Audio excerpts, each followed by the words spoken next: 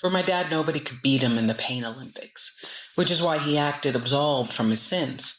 If they were coming from a place that stemmed from how his abusers treated him, then it was technically them working through him. It was not the real him. The real him would never.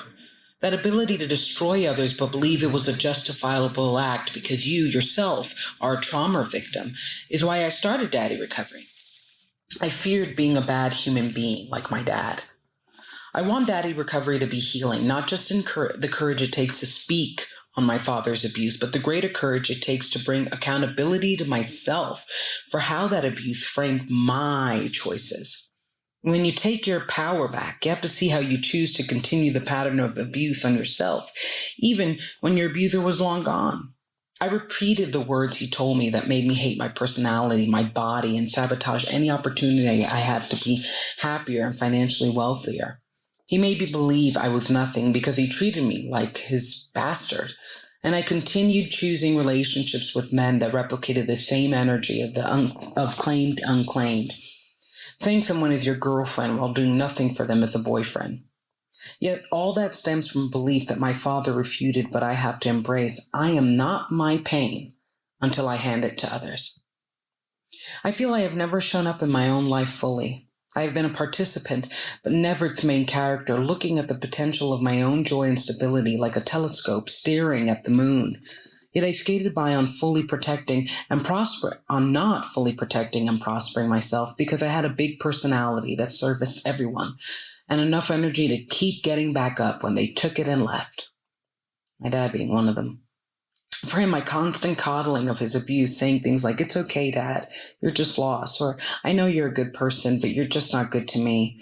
There are times I become so angry at never unleashing on my father like he deserved because I knew it did not matter. He would not receive any words I said because you do not harm someone and try your best to make them fail at life if you cared for a single thing they said, like stop. Yet being a better person than my father has still not comforted me. My father was evil. And it comforts me to the power I have to say that now. Before, I thought being a good person was never calling evil by its name. It was using lesser words to describe really big bad actions and acting like by making it less, I showed strength. Now I see being a good person is more well-rounded. It really does mean to love thy neighbor as you love yourself. My father needed truth, even if he could not hear it. But in that same vein, I needed to speak my truth, even if I was used to not telling it. The reality of my conditioning that to behave and be good meant to never hurt anyone, even those that were hurting you, is why I have anger issues that may not display in rage, but do in other ways like isolation, stress eating, procrastination, suicidal ideation, and overall attempts to just stay doing nothing. Yet I never needed his sorry and I never got it. So in turn, I want to give myself an apology. I'm sorry, Diandra. I'm sorry that I loved you, but never as much as I loved him, and all the other people that, like him, made you carry the relationship until it broke your heart. I'm sorry I did not keep your beautiful heart safe and almost exhausted it to the point of not beating again. I'm sorry that I believed all that makes you great had to be given to everyone but you. I'm sorry that it was not that everyone underestimated you. It is that I underestimated you. I never believed in you as much as I believed in them, and I let you flounder and fail because that is what they wanted. But you only fail if you never try again, if you stay hidden, if you find ways to be with the same type of wolf with the different sheep's clothing. I'm sorry, I really am. Okay, so that episode is called Sorry, Diandra. And, sometimes I'm funny, sometimes I gotta get wise and serious, but, I never told my father how horrible he was with me. I felt I never fully unleashed with him because he trained me to always coddle him, to always put his feelings first, to always make sure he felt good and safe with me. And I was a child in an unsafe situation with a bigamist addict moron that verbally and psychologically abused me and financially did too. But I had to make sure he felt good about it. And it's crazy to me that even as I got older, I still did it. And one of the reasons I cut him off like forever was because he would never want anything else but that. I had to be like, "You're such a good man. You're such a good boy." And it doesn't exactly make me feel better, but it makes me feel understanding towards my situation, that deep down I know my father never listened to me. My father, I told him stop. I told him you're literally pushing me on the edge. I cut him off like 4 to 5 times before I did officially. Like, I was clear in my communication that he was hurting me. I think what I wish I would have done was just told him he was evil. It's like I told him, please stop hurting me. I know that you're hurting me because you're not evil. You're just hurt. But it is malicious to hurt a child. It is malicious to plot against a child. And that's why I say, if you need to unleash on somebody, just unleash on them. It's important that you speak your truth. And that's why I started Daddy Recovery. I never spoke my truth without it being framed according to some kind of negotiation. I remember when my mother would send me off with my dad, like he would visit, and she says, just be nice to him. That way he'll be nicer. He won't hurt you so much. He won't make you cry. And I know that villainizes my mother if I say it like that. Well, if I say it how she said it. But that's kind of the problem with dysfunctional families.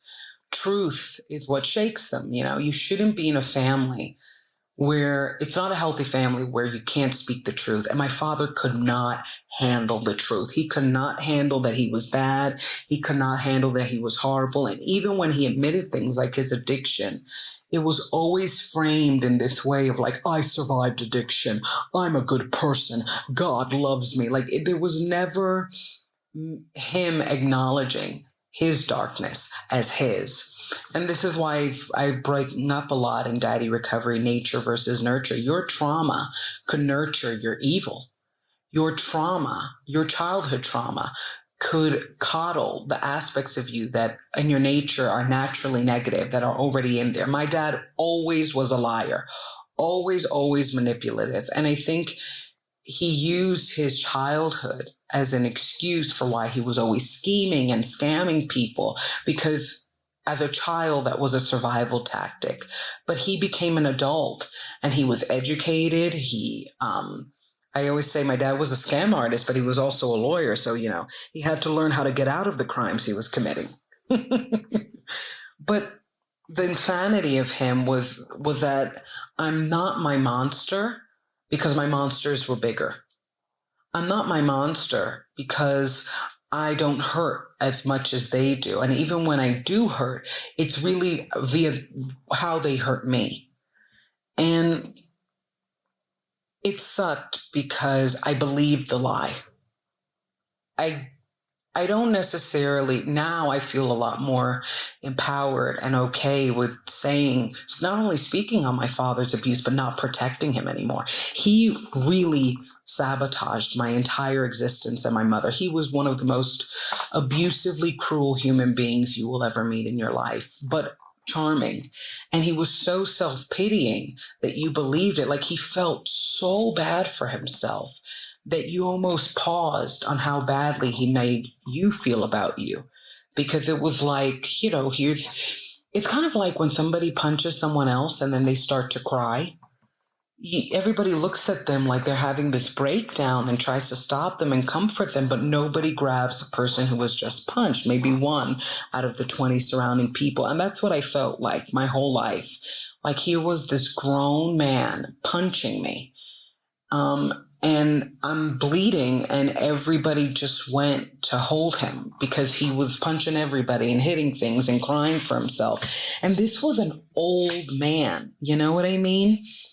And I have to accept that my father would probably die thinking he was a good man. And that's the thing about our concept of revenge, or our concept of confronting our abuser. We think they will have this grand awakening of how abusive they were, and that revenge is speaking the truth to them, but they can't hear it. And again, that gives me comfort because it makes truly me speaking my truth about me speaking my truth. My father did not love me, and he taught me not to love myself. And that's what Sorry, Diandra, this episode is all about. Like, I feel really bad that I continue that pattern for so long. And it's amazing that how much you think it's okay. Because if you're being abused since childhood,